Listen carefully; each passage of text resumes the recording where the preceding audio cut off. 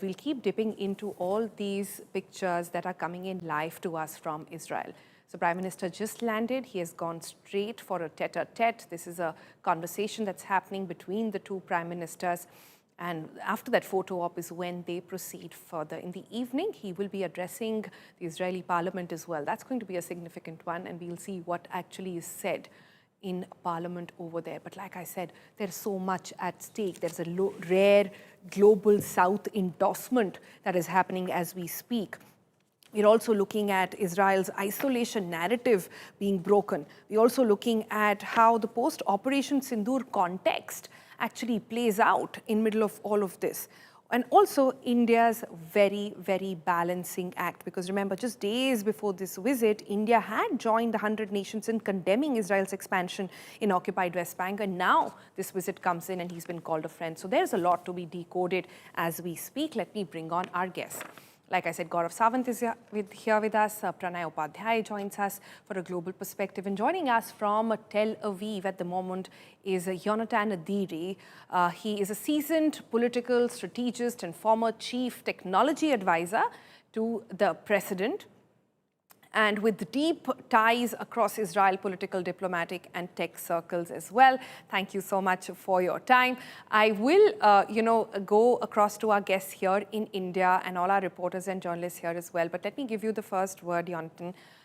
While all of us look at this visit with great significance, like all those reasons that I mentioned before, the global south narrative, the post-Operation Sindoor narrative as well, defense ties and larger one on water pollution as well, that I've been very keenly watching.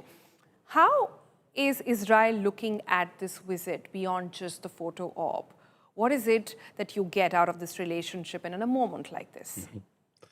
So first of all, thank you very much for having me. And this is truly a historic moment. I think there are two vectors through which the Israeli public sees this and experiences Prime Minister Modi's visit. Truly historic moment. People here are waiting to hear what the Prime Minister has to say later today at the Parliament. And there are two lenses. One is the personal one, sheer admiration to Prime Minister Modi himself, what he has been able to do over the last decade in terms of marching India through a decade of phenomenal economic growth, now the third largest economy. Israelis are seeing a lot of kinship in the way in which Prime Minister Modi led India in this decade, plus vis-a-vis technology, vis-a-vis innovation. We also see, and this is sort of vector number one, is the Prime Minister himself as a persona. I'm finishing publishing a book in a few weeks. It has an entire chapter about the formative leadership of Prime Minister Modi, because the Israeli public wants to learn more and to know more. That's one vector. The second vector has a lot to do with what India symbolizes for Israel.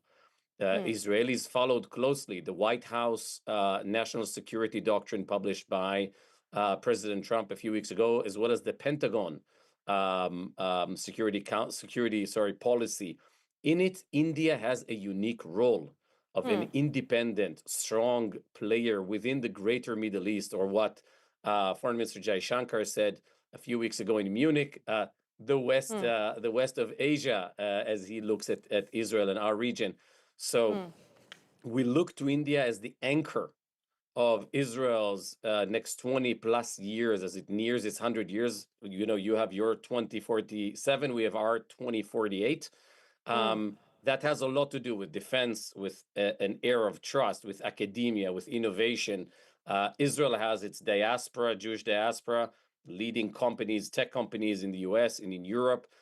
It is not by chance that 10 of the leading CEOs in the biggest companies, encompassing over a $10 trillion market cap, are all of Indian descent at the bleeding edge. So we look at India with kinship. We look at India with a very innate and profound sense of trust. And I truly believe, and so do I would say, politicians and leaders across the political spectrum in Israel, which is really hard to do these days, are unified in understanding how critically important this visit is and the future is. Right. A unified trust in India, something that is rare to be found in the current demographic, in the current geopolitical climate. I think that's an interesting way to put it.